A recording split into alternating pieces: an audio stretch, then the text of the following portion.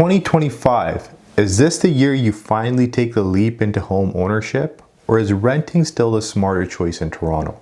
With rising interest rates, fluctuating rents, and a cooling housing market, making the right decision has never been more complicated.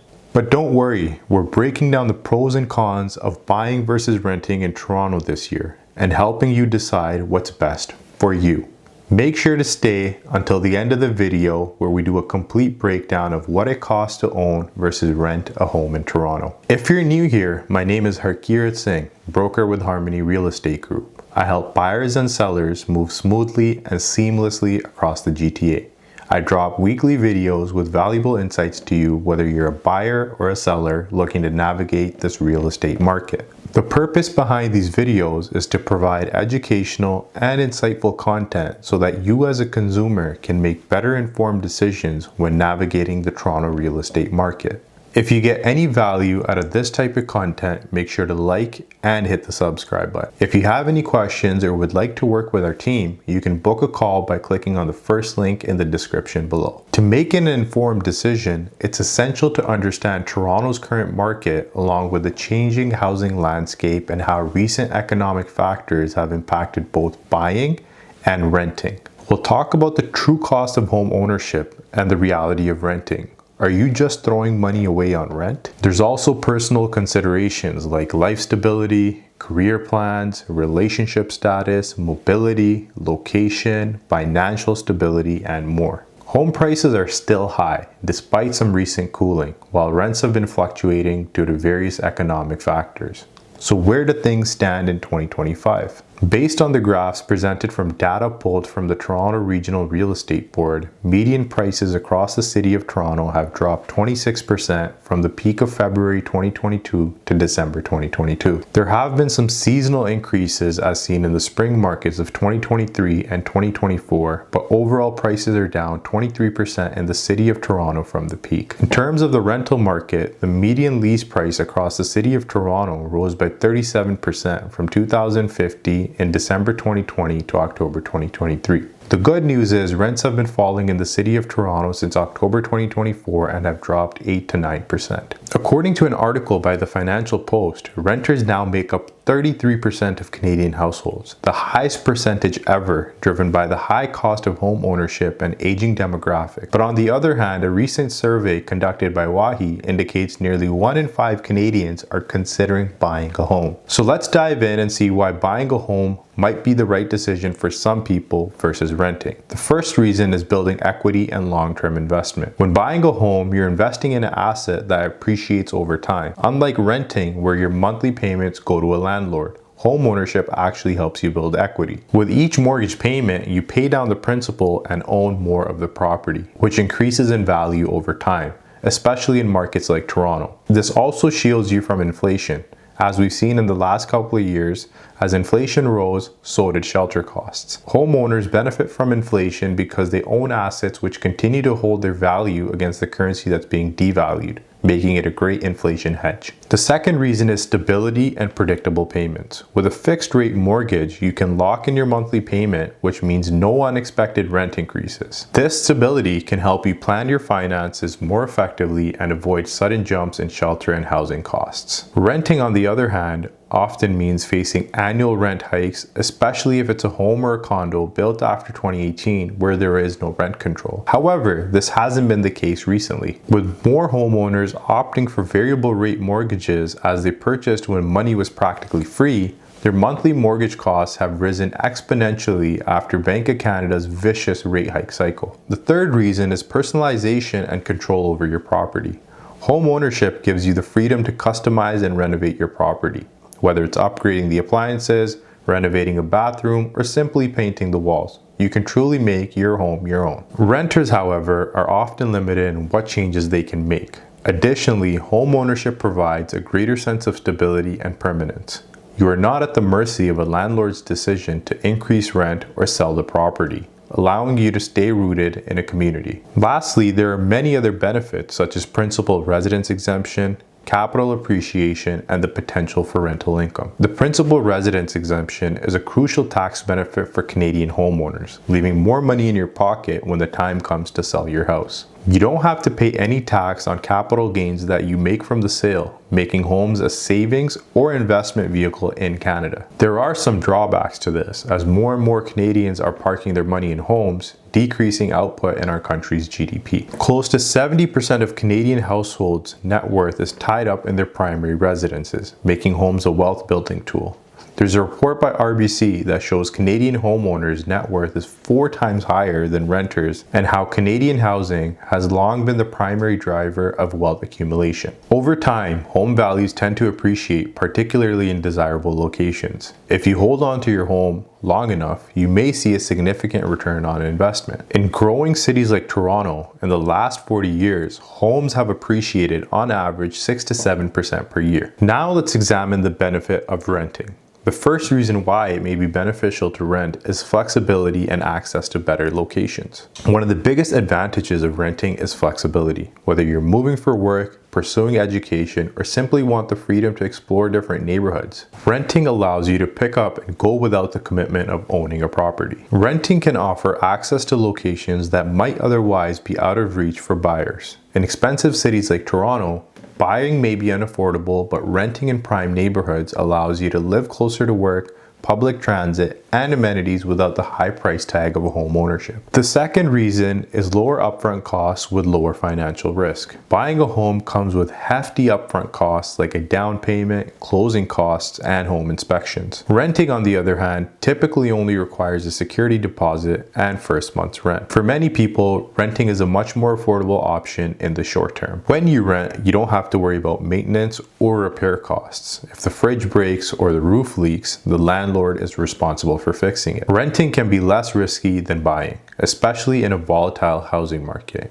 If home prices drop or interest rates rise, homeowners may find themselves financially stretched. This can save renters a significant amount of money and hassle which can be invested otherwise. Lastly, there is no long-term commitment and less responsibility when renting compared to having a mortgage and being locked in with monthly payments. Renting offers the freedom to move every few years without the long-term commitment of a mortgage. If you're unsure where you want to live long-term, or your job situation might change, renting allows you to test different locations without the burden of selling a property, given real estate is an illiquid asset. Owning a home comes with a lot of responsibility, from dealing with repairs and maintenance to worrying about market fluctuations. Renting allows you to live without these concerns, offering a simpler and less stressful living situation for some. So how do you decide whether to buy or rent? One of the most important factors is your financial health. Do you have enough savings for a down payment, which is typically 20% of the home price for non-first-time home buyers? If you're a first-time home buyer, then you can enter the market with a minimum down payment. Additionally, consider your ability to handle ongoing costs like mortgage payments, property taxes, utilities, and home maintenance. Secondly, the state of the market plays a huge role. In a buyer's market, when home prices are lower and interest rates are more favorable, which describes the current market we're in, buying can be a smart choice. However, in a seller's market with higher prices and higher interest rates, renting may be more financially feasible. This can be seen with homeowners who purchased during the peak and saw significant losses in home values. Thirdly is your long-term versus your short-term plans. If you plan on staying in Toronto for at least 5 to 7 years, buying may make more sense since you'll have time to build equity and offset the costs of home ownership. However, if your job or lifestyle requires more flexibility or you expect to move in a few years, renting may be the better option. Third is the current housing market affordability. Toronto's housing market can be expensive, with the average home price in 2025 hovering around 1.1 million. If you don't have the financial means to afford such a large investment or high mortgage payments, renting might be the more affordable choice. Fifth is job stability and income. Stable, predictable income is key when considering home ownership. If your job or income is uncertain, buying a home can add financial stress due to monthly mortgage payments and other homeowner expenses. Renting offers more flexibility as you're not tied to long-term financial commitments. Sixth is building equity versus paying rents. One of the benefits is building equity. Home ownership is an investment, and with each mortgage payment, you own more of your home. Renting, on the other hand, means you're paying someone else's mortgage without building wealth for yourself. Interest rates are another important factor in this decision.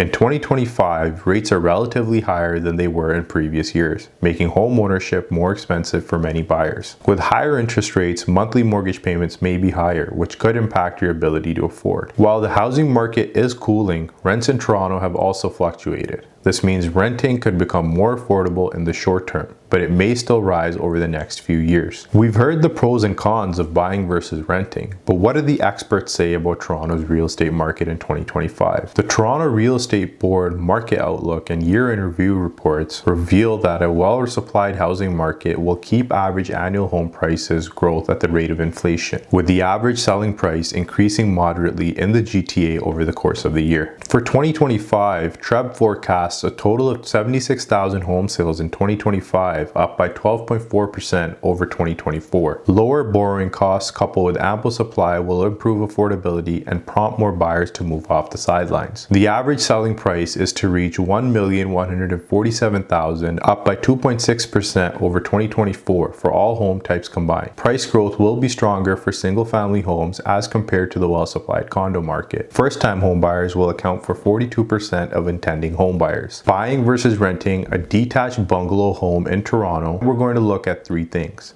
Number one is the upfront costs, number two is the ongoing monthly cost, and number three is what would your financial position be at the end of 5 years. To start, I took a look at all the detached bungalow sales in January of 2025 with the following criteria. Located in Toronto's W06 municipality, so that goes as far west as Dixie Road, as far east as South Kingsway, as far north as the QEW and Gardner Expressway, and as far south as the water. No townhomes, no semi-detached, just detached bungalow homes with 3 bedrooms. Using this criteria, the average sale price was $1,180,000. The average yearly property taxes were $4,320. I used the same criteria to look at rentals leased in January of 2025, and the average price was $4,000 a month. So these are the numbers we're going to work with as we go forward and compare both scenarios. So there are 4 upfront costs when buying a home, and we're going to assume you're a first-time home buyer and you're putting down the minimum down payment required. So number one is your down payment. Number 2 is land transfer taxes. Number 3 is lawyer fees. And number 4 is the PST on mortgage insurance. So for the down payment, it would be 5% of the first $500,000 of your purchase, which would amount to $25,000, and then 10% on the amount between $500,000 to $1.5 million. In this case, that would be another $68,000. The total down payment would be $93,000. The land transfer taxes on a $1,180,000 purchase would be $20,075 for the provincial tax, then another $20,075 for the municipal tax. That's a grand total of $40,150. But since you're a first-time home buyer, you'll be receiving a rebate of $8,495, which would decrease your tax grand total to $31,675. The lawyer fees on a $1,180,000 purchase should amount to approximately $2,500, which includes legal costs, disbursements, government registration, search fees, and title insurance premiums. Then there is a provincial sales tax on mortgage insurance. So whenever your down payment is less than 20%, you need to obtain mortgage default insurance. On a $1,180,000 purchase, after the minimum down payment, you're left with a mortgage of $1,087,000. Now the cost to insure that mortgage is going to be $43,480. The good news is that the insurance is not an upfront cost, so instead it gets added to your mortgage amount. However, you do have to pay PST on the mortgage, which in this case would be $3,478.40. This is a cost that you need to pay up front. So let's recap. The down payment will be $93,000 plus $31,675 for the land transfer taxes, plus $2,500 for the lawyer fees, plus $3,478.40 for the PST on the mortgage insurance. So your total year is $130,653.40. When you rent a home, the only upfront cost you have to cover is the first and last month's rent, which in this case would be $8,000. In this particular scenario, your upfront costs when buying are going to be 15 times what they would be if you were just renting instead. And this is one of the major roadblocks that a lot of would-be first-time homebuyers face, is the ability to save up all of those upfront costs. Moving on to the ongoing monthly costs. So you have 4 primarily ongoing monthly costs when you own a home. Number 1 is mortgage payment. Number 2 is your property taxes. Number 3 is your insurance. And number 4 is utilities. At the time of shooting this video, fixed mortgage rates are hovering between 3.99% to 4.59%. So for the purpose of our comparison here, we're going to use a rate of 4.29% with an amortization of 25 years, and we'll go with monthly payments. So your monthly mortgage payment would be $6,125.60. The average yearly property taxes were $4,320, which would be around $360 a month. The number I'm going to use for monthly home insurance for a detached 3-bedroom bungalow is $100. The monthly utilities for electricity, natural gas, and water are around $500. So let's recap. $6,125 for the mortgage, plus $360 for property taxes, plus $100 for home insurance, and $500 for utilities. So that comes out to $7,085. Now let's say the basement is a legalized second unit in your home and you choose to rent it out. The average rents for basements in the area were $2,200 inclusive of utilities. So the ongoing monthly cost would go down to $4,885. When you rent a home, the ongoing monthly costs are $4,000 for rent, plus $60 for monthly tenants insurance, plus $300 for monthly utilities, which equals to $4,360. So $4,885 to own and $4,360 to rent. It's going to cost you an extra $525 to own the home. Now that we have our basic numbers sorted out, let's take a look at what your financial position would be after 5 years. So why 5 years? That's the length of time that we typically advise clients to have in mind when they're buying a property. Just a quick note, I'm sticking with the same monthly numbers for the entire 5 years, so I'm not increasing the rent, but I'm also not increasing the property taxes, and I'm just doing this to keep things simple. So after 5 years of renting, you'll have paid a total of $240,000 in rent, plus $3,600 in insurance, plus $18,000 in utilities for a grand total of $261,600. After 5 years of owning, you'll have paid a total of $367,500 in mortgage payments, plus $21,600 in property taxes, plus $6,000 in insurance, plus $30,000 in utilities for a grand total of $425,100. Since we had our additional dwelling unit rented, we brought in $132,000 of rental income, bringing our grand total down to $293,100. Now the differential between cost of owning versus the cost of renting would be $31,500. If we did not have any rental income, the difference between owning versus the cost of renting would be $163,500. So you spent almost $31,500 more over the course of 5 years to own the home, but when you're talking about buying versus renting, with renting all the money that you spent is gone. With owning, you're going to retain some of that money that you spent in the form of equity because you've been paying down your mortgage. Of that $367,500 in mortgage payments, $135,000 is principal, and at the end of 5 years, your mortgage balance is now $995,000. There's also the equity that you gained from the property increasing in value. So over the past 40 years, the average yearly increase in Toronto residential real estate values has been somewhere between 6 to 7%. Some years it's more than that, some years it's less than that, but the overall average is 6 to 7%. So let's be conservative here and assume a 3% annual increase in value. So after 5 years, your $1,180,000 home would have gained $177,000 in value. So the new value would be $1,492,000. The total equity with mortgage principal paydown and value increase would be $312,000. We also must remember we spent some money to get to that point over the course of those 5 years to own than if you had just been renting. When you first bought the home, you gave a down payment of $93,000 plus $31,675 in land transfer taxes plus $2,500 in lawyer fees and $3,478 in PST on mortgage insurance. So your total equity is $312,000, but your actual return on the money you've invested is either $18,229 if you didn't have any rental income or $150,000 if you did have rental income.